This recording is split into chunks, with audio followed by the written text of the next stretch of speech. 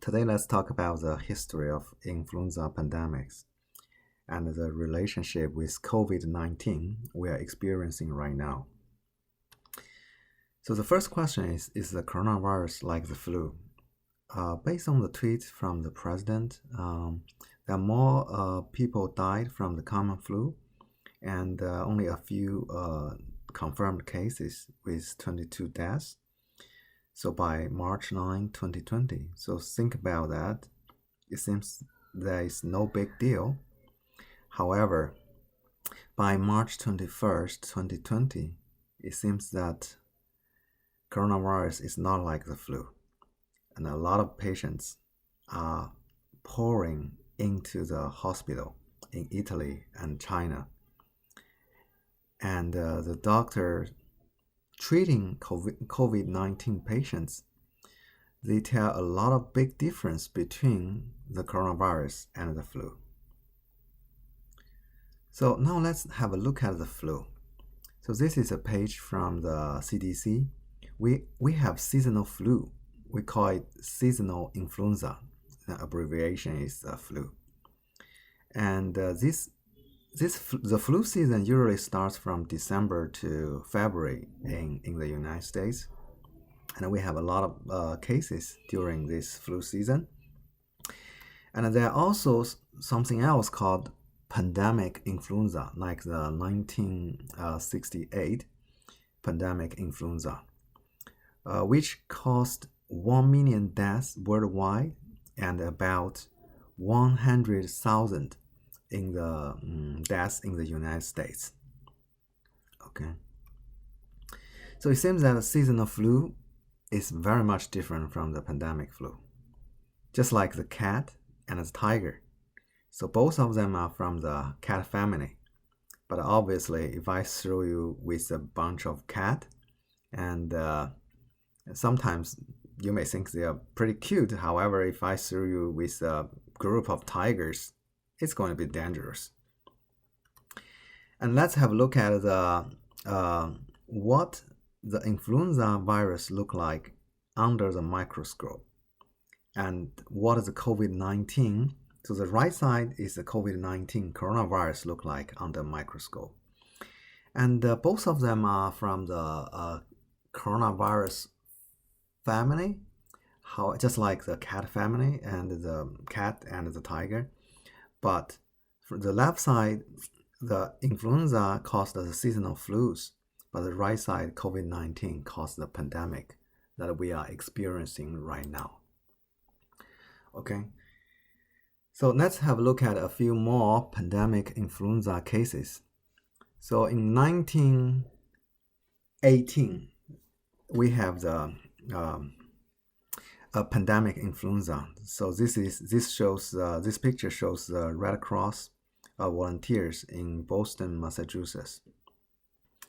So during that time, Massachusetts had been drained of physicians, nurses due to calls for military service, and no longer had enough personnel to meet the civilian demand for healthcare during the 1918 flu pandemic.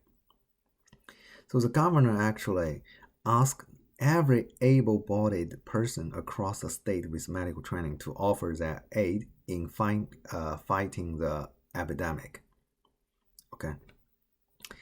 And we also have the SARS, and I actually experienced SARS in 2003. I was in Beijing at that time, and a lot of quarantine and a lot of universities were closed. And as you can see, back then, we also have the signs like please take one mask home per day and wash hands before masking.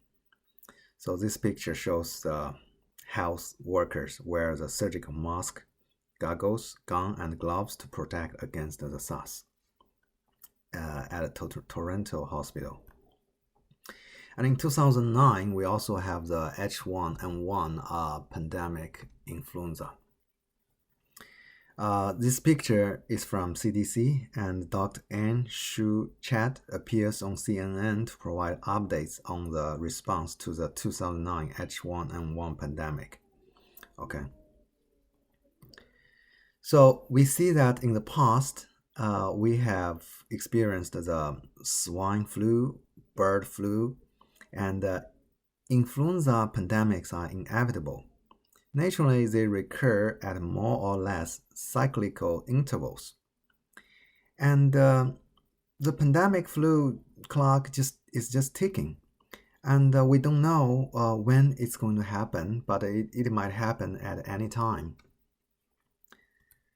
So now let's dive into the 1918 flu pandemic, because it is the mother of all pandemics.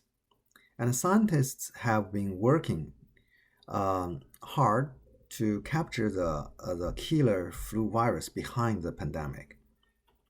So 1918 flu pandemic caused 50 million deaths worldwide. And the US alone is about 670,000. And now I'm going to talk a little bit more about how scientists capture the killer virus. This is based on the Jeffries paper, Capturing a Killer Virus, in 2005, Scientific American. So you see, the flu pandemic killed about 50 million worldwide. But this time, 1918 is about World War I time. And World War I caused about 20 to 22 million deaths, and also 20 to 22 million wounded in the war. But you see, the flu pandemic actually killed more people than the war. But what caused the flu pandemic? So the pathologist Dr. Johan Hultin is the person we also called Indiana Jones behind for the scientific set. So he's the person actually find the killer virus, flu virus, and spent many years from 1951 to 1997. As you can see from the far right side of this slide, so this is a site of the mass grave in Breivik Mission, Alaska. So you see, when the flu pandemic hit the village with 80 adults, and 72 of them actually died because of the 1918 pandemic virus. So Dr. Johan Hultin actually he came to the gravesite and with fellow university colleagues, and they were trying to obtain the 1918 virus from bodies of victims actually buried in permafrost at the Breivik Mission burial site. Because in all other places, because places get warm and the body are gone actually, even if they are buried, but in Alaska they are permafrost. So this provides opportunity for them to gather the specimen of the virus. And he came back to the burial ground in 1997, so at age 72. And all these years, all the scientists have been trying to capture the killer virus. And then, based on the observation, based on the discovery from the paper, and the virus actually have three types, as you can see from this figure: type A, type B, and type C. You see, type A flu virus, they are novel influenza strains that caused the pandemic in the past 100 years. Almost all the flu pandemics, they were from type A virus. And the later two, like B and C, they infect human, but have never caused pandemics. And the type A virus, they are usually found in a variety of animals, including poultry, swine, horses, and other mammals, and also aquatic birds, we call it, such as ducks, and they serve as a natural reservoir for all the known subtypes of type A. So all the subtypes, they were branded as H number and number subtypes. For example, H1N1, and H2N2, H3N2, and H5N9. And those viruses, their life cycle and the genomic structures allow them to evolve and exchange genetic genes easily. So they can mutate very easily, and they can also be transported to the human. And once human caught this type A flu virus, then we are experiencing a flu pandemic. So after many years discovery, so scientists actually draw the flu family tree. As you can see here, this is 1918, the flu pandemic. So seeking clues to the origin of the 1918 virus, so the HA, the authors analyzed gene sequences for the H1 subtype of HA from a variety of flu strains and constructed this figure showing that the evolutionary relationship. So samples from 1918 strain fell within the family of human-adapted flu virus. Okay, so 1918 H1 gene distances from the non-avian family could indicate that it originated from in an avian flu strain, but spent time evolving in an unidentified host before emerging in 1918. Supporting this conclusion, a contemporary avian strain found in a preserved Brant goose, Alaska, 1917 was evolutionarily distant from the 1918 strain and more similar to the modern bird flus. So you can see human, they can get a flu, and swine, they also get a flu, and avian, like ducks, and they also get the goose, and they also get a flu. And those are the type A, and those humans can get type B and type C. But once type A, they actually evolve, and they can, if they affect, in fact, the people, then we will have a big issue like flu pandemic. So now let's have a look at how infected backyard poultry could spread bird flu to people. So you see, it can be direct contact, and you can hold the chicken, and or then you touch your eyes, nose, or mouth, and then the virus can also go through the eyes, nose, and mouth, can get into the lung and infect the lung. And chicken have bird flu virus. It can spread by flapping the wings, scratching, and shaking head. They can also contaminate the surface, and if you touch the surface, you can also get the bird flu. So flu can spread between pigs and people. You see, when a person become infected, if the virus enters through eyes, nose, and mouth. And also a person can also, after he has the virus on the finger, he can infect some healthy pigs as well. So flu can also spread through the surface contact. Flu can spread through the air in droplets or dusts. Okay. So now, COVID-19, based on the CDC report by March 20, 2020, we have a total case of 15,219 and total deaths 201. You see, almost every state, they have cases, confirmed cases now. So now we have understood how the influenza virus, they have type A, type B, type C, and type A can mutate and also can infect human and then become a flu pandemic. Now, how does those virus transmit?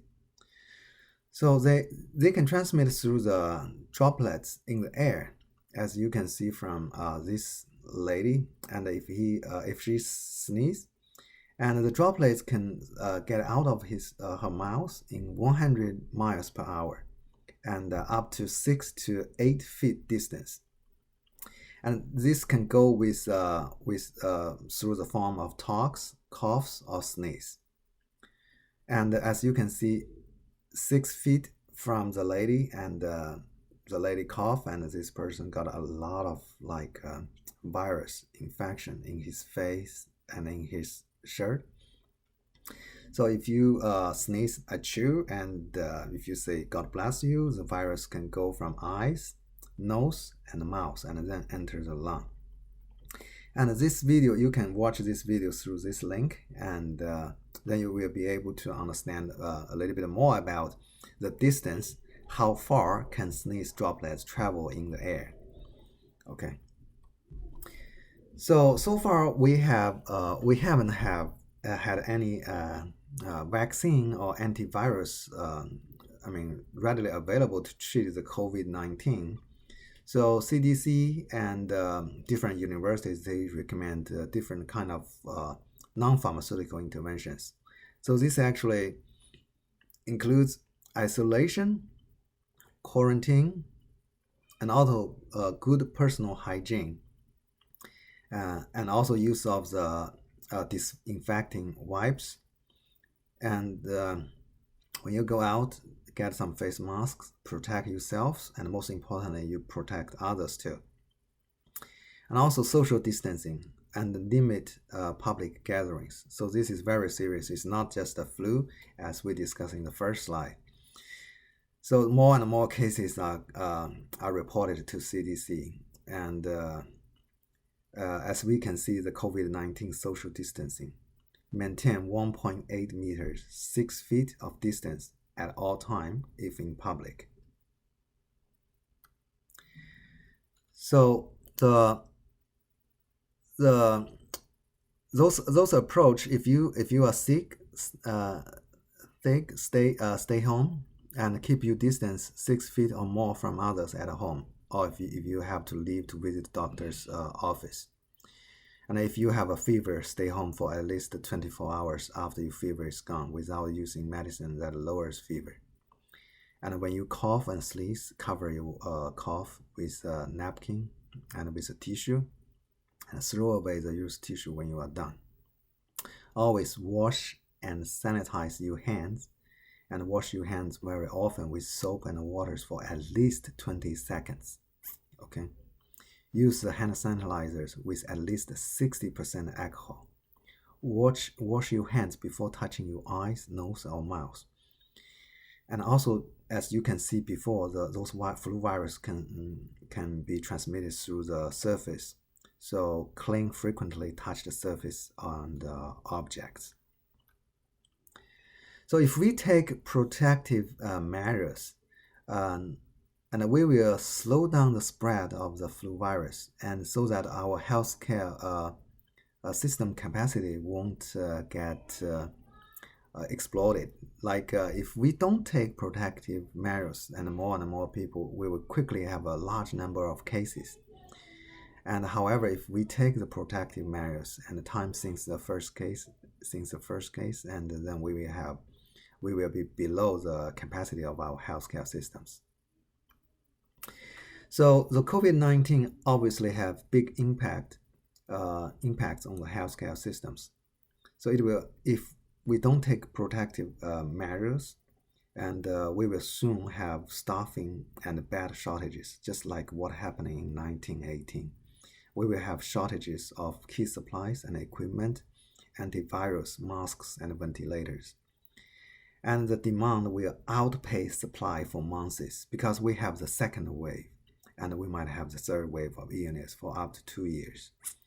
So vaccines are usually not available for 6 to 2 months. Hopefully this time we can get a vaccine much faster. Whereas the majority of ill people will be taken care of at home by family members, will have to be taken care of. So at this difficult time, and I just try to use this quote and do what you can with what you have and where you are. Okay. And as a researcher, and In 1665, there was a great plague in England. Isaac Newton actually conceived his most groundbreaking ideas on calculus, gravity, and optics during that time by working from home. So let's do what we can and where we are, and keep the learning going, and also keep the online teaching, and help our students learn and grow and achieve success. So this is my contact information. If you have any questions, please visit my website. Thank you.